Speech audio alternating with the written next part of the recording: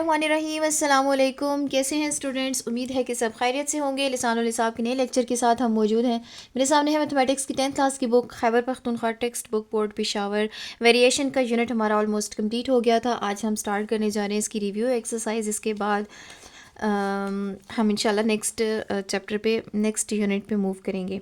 Review exercise में कुछ objective types questions हैं। अगर आपको किसी ऑब्जेक्टिव टाइप क्वेश्चन में मुश्किल हो रही हो, समझ में ना आ रहा हो, उसका सोल्यूशन मैच नहीं कर रहा आंसर, तो आप किसी भी किस्म का कोई भी क्वेश्चन कर सकते हैं। तो मैं रिव्यू एक्सरसाइज से सिर्फ सब्जेक्टिव टाइप क्वेश्चंस को सॉल्व करूँगी, ताकि अगर आपको सोल्यूशन में कोई प्रॉब्लम है तो वो आप यहाँ से सॉल्व कर सोल्यूशन ले लें। ठीक है, तो मैं जनाब ऑब्जेक्टिव टाइप तो नहीं करी, इसलिए मैं क्वेश्चन नंबर 2 से स्टार्ट ले रही हूँ।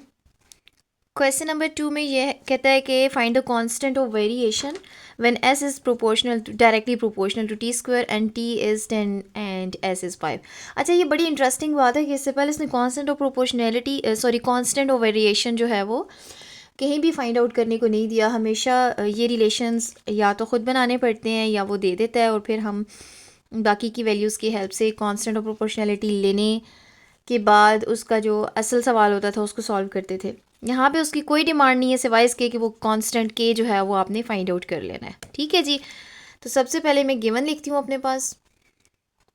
ये है जनाब आपके पास गिवन, जिसमें एक रिलेशन उसने दिया हुआ है वेरिएशन का, और आपको टी और 5 की वैल्यू एस की वैल्यू जो है वो 5 दे दी गई है। तो आप लिखिए दोबारा से कि जैसा कि एस डायरेक्टली प्रोपोर्शनल है टी स्क्वायर के। ठीक है, ये पहले से दिया हुआ है T square. We just have to find the value of K. अच्छा, कांस्टेंट ऑफ प्रोपोर्शनैलिटी इंट्रोड्यूस कराने के लिए जब प्रोपोर्शनैलिटी का साइन हटेगा तो इक्वल टू के और टी स्क्वायर। जिन स्टूडेंट्स को समझ में आ गया है उनको वीडियो पूरी देखने की ज़रूरत नहीं है। ठीक है, स्किप करें और ख़ुद से सॉल्व करें। एस की वैल्यू पुट की 5, के तो अननोन है। ठीक है, टी की वैल्यू दी हुई है आपको 10, और इसका लेना है आपने square. 10 square means 10 into 10, that is equal to 100।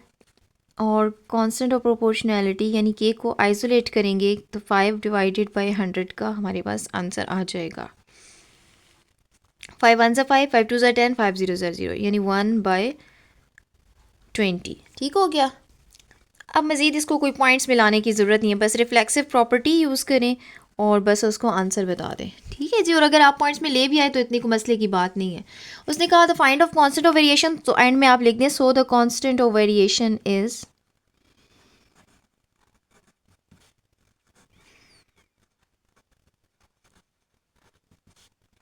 One by 20 and that is your answer. ठीक हो गया जी। क्वेश्चन नंबर 3 है आपके पास। फिर से उसने एक इन्वर्स रिलेशन दिया हुआ है वाई और एक्स स्क्वायर के दरमियान, और आपको कहता है कि वाई की वैल्यू 4 है, एक्स की वैल्यू 3 है। अब ये दोनों वैल्यूज़ देने का मकसद ये है कि के फाइंड आउट हो जाएगा। असल सवाल ये है कि एक्स फाइंड आउट करें when Y is equal to 9। बिल्कुल भी डिफरेंट नहीं है पहले वाले क्वेश्चंस की तरह। इसको सॉल्व कर लेते हैं जी। मैंने अपने पास गिवन नोट डाउन कर लिया है, और सोल्यूशन में जैसे कि जो रिलेशन आपको दिया हुआ था वो भी लिख लिया। उसके बाद कांस्टेंट ऑफ प्रोपोर्शनैलिटी के को इंट्रोड्यूस भी करवा लिया। फिर मैंने वाई की वैल्यू 4 पुट की और एक्स की वैल्यू 3 पुट की। ठीक है, तो ये बन जाएगा 4 इज इक्वल टू के बाई 3 स्क्वायर। नेक्स्ट स्टेप में हम 3 का स्क्वायर लेते हैं जो कि 9 होगा, और फिर के को आइसोलेट करते हैं 9 को 4 से मल्टीप्लाई करके। ये आ गई जनाब के की वैल्यू। अब मैं दोबारा से रिलेशन लेती हूँ जो कि था अगेन, क्योंकि मैंने वैल्यू पुट करनी है। हमें दिया हुआ था ये रिलेशन कि y प्रोपोर्शनल है, इन्वर्सली प्रोपोर्शनल है 1/x स्क्वायर के, तो ये बना था y इज इक्वल टू के बाय एक्स स्क्वायर। ठीक है, अब उसने कहा था x की वैल्यू को फाइंड आउट करें जब y 9 हो, तो y को 9 पुट किया। ठीक है, यहाँ पे आप लिख सकते हैं पुटिंग वैल्यूज़, और x की वैल्यू आपने फाइंड आउट करनी है। अच्छा, k तो अननोन नहीं रहा, अब ये हमने फाइंड आउट किया 36, तो मैं k की जगह वैल्यू पुट कर लेती हूँ जनाब। 36 डिवाइडेड बाय x तो अननोन है, तो X square as it is आ जाएगा। एक्स स्क्वायर को लेफ़्ट पे लेके आते हैं तो ये बन जाएगा एक्स स्क्वायर, और 36 9 डिनोमिनेटर में आ जाएगा, तो ये हो जाएगा 36 divided by 9। This is X square is equal to 9 4 ज़ा 36। ठीक है, और taking square root on both sides X is equal to 2। ठीक है जी, तो ये आप फाइनली लिख लीजिएगा। So the value of X is 2 जी। नेक्स्ट क्वेश्चन है क्वेश्चन नंबर 4 आपके पास कि pressure of gas in a closed vessel varies directly to temperature. जितना ज़्यादा टेम्परेचर होगा उतनी ज़्यादा गैस का उतना ज़्यादा प्रेशर होगा, ठीक है। If pressure is 150 units then the temperature is 70 units. Pressure और टेम्परेचर दोनों की वैल्यू देने का मतलब है के की वैल्यू फाइंड करना इनकी हेल्प से। फिर आगे वो असल सवाल करता है कि what will be the pressure if temperature rises to 140 units. अगर टेम्परेचर बढ़ा दिया जाए तो फिर आपके पास प्रेशर क्या होगा, ठीक है। पहले कितना था टेम्परेचर 70, फिर कहता है अगर 140 कर दिया जाए तो कितना होगा। डायरेक्टली प्रोपोर्शनल से इतनी बात तो समझ में आती है कि अगर टेम्परेचर बढ़ा है तो फिर प्रेशर भी बढ़ेगा, यानी 150 से कोई ज़्यादा ही वैल्यू होगी। अब वो कितनी होगी ये तो ज़ाहिर हमने फाइंड आउट करना है। ये ले जी, गिवन मैंने अपने पास नोट डाउन कर लिया है और देखिए मैंने यूनिट्स ही लिखा है, ये भी आप ना लिखें तो भी ठीक है। अब उसने कोई यूनिट मेंशन नहीं किया तो आपने खुद से भी कोई यूनिट नहीं ले लेना, ठीक है। आपने खुद से नहीं कह देना कि टेम्परेचर इतने फ़ारेनहाइट है या वट एवर जो भी आप यूज़ करना चाह रहे हैं, ठीक है। इसी तरीके से बस ले लें आप। आपको दिया गया है एक रिलेशन कि P जो है वो डायरेक्टली प्रोपोर्शनल है T के। इसका मतलब ये हुआ P is equal to KT हो जाएगा प्रोपोर्शनलिटी के साइन के बाद।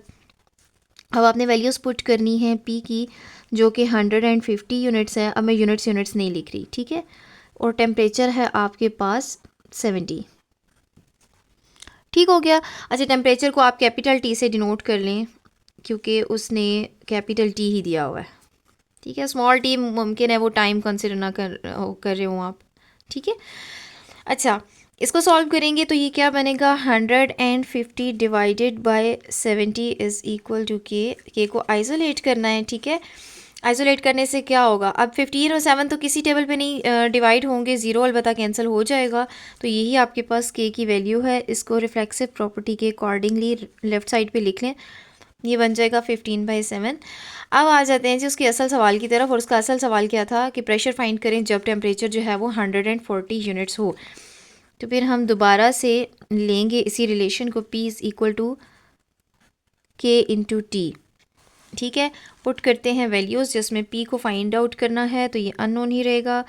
K कांस्टेंट की वैल्यू 15/7 थी, इसको एज इट इज़ पुट करते हैं और टेम्परेचर वो कहता है कि 140 यूनिट्स है। अच्छा, 7 और 14 तो ज़ाहिर सी बात है हो जाएगा सॉल्व। 7 2 14 और 0 एज इट इज़। और ये आ जाएगा जी प्रेशर इज़ इक्वल टू 15 2 30 और ये प्रोडक्ट वाला 0। तो ये प्रेशर जो है वो 300 यूनिट्स आ जाएगा। एंड में यूनिट्स लिख लें, ठीक हो गया जी। मेरे ख्याल से उम्मीद है कि इसमें ज़्यादा कोई मुश्किल की बात नहीं है, तो आपको समझ भी आ रहा होगा। क्वेश्चन नंबर 5 है आपके पास। In an electric circuit current varies inversely as the resistance.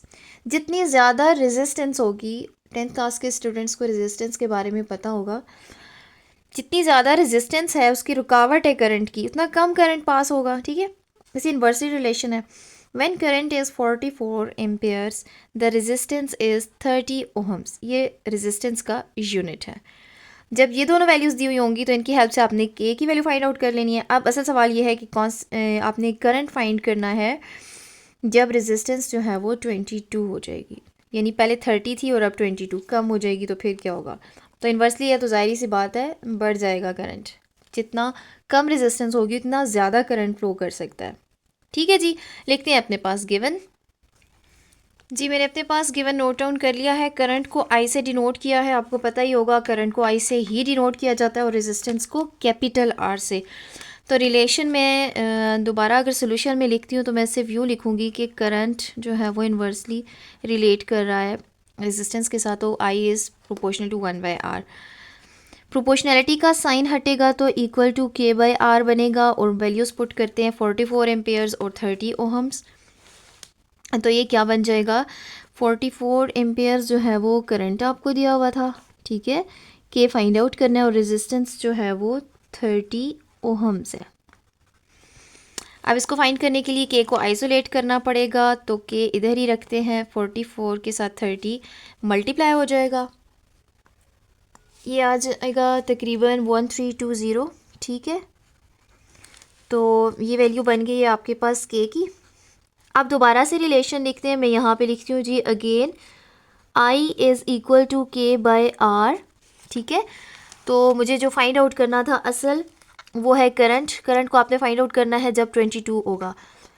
Current I unknown है, के की वैल्यू मैं पुट कर लेती हूँ 1320, मैं विदाउट यूनिट लिख रही हूँ, ठीक है। और रेजिस्टेंस है आपके पास 22 ओहम्स, ठीक है। यहाँ पे भी बेशक मत लिखें, एंड में इस एक दफ़ा आप यूनिट लिख लीजिएगा। अब करंट क्या आ जाएगा, आई इज़ इक्वल टू, यहाँ पे ज़ीरो कैंसिल हो जाएगा और हमारे पास आ जाएगा 132। मैं विदाउट यूनिट ही चल रही हूँ, ठीक है। अगर आपने यूनिट लिख भी लिया तब भी आपके पास एंड में ठीक यूनिट आ जाएगा, इसमें परेशान नहीं होना। 2 11s are 22, 2 6 are 12, 2 6 are 12, 11 6 are 66। ये बन जाएगा जनाब 6। अच्छा, मेरे ख्याल से ये मैंने ओहम का ओ कैंसिल कर दिया, this is not zero, sorry. ये यहीं पे रहेगा और आपके पास ये ओहम लिखा हुआ है, तो ज़ीरो कैंसिल नहीं होगा, ज़ीरो चलता रहेगा जी। सॉरी, दिस इज़ 60 यूनिट्स, या फिर इसको 60 एम्पेयर्स कर लें, तो फिर ये बनेगा सो आई इज़ इक्वल टू 60 एम्पेयर्स, ये आ जाएगा आपके पास। ठीक हो गया जी। क्वेश्चन नंबर 5 तक आज काफ़ी है मेरे ख्याल से। इसके बाद इंशाल्लाह नेक्स्ट वीडियो में हम अगले क्वेश्चंस को कवर करेंगे। यहाँ तक किसी भी किस्म का कोई भी क्वेश्चन, कोई भी क्वेरी हो, आप कमेंट सेक्शन में ज़रूर पूछिएगा। नेक्स्ट वीडियो तक अल्लाह हाफिज़।